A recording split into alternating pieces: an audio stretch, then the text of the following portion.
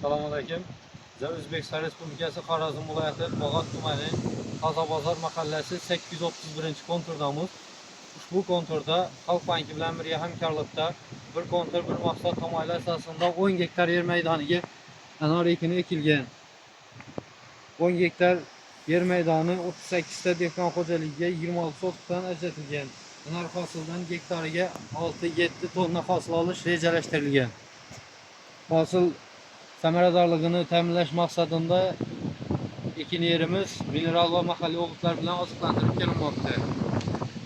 Loyiha samaradorligini ta'minlash maqsadida Tozabozor iftixoriy ishlab chiqarish kooperativi tashkil qilingan va mas'ul tadbirkor sifatida biriktirilgan.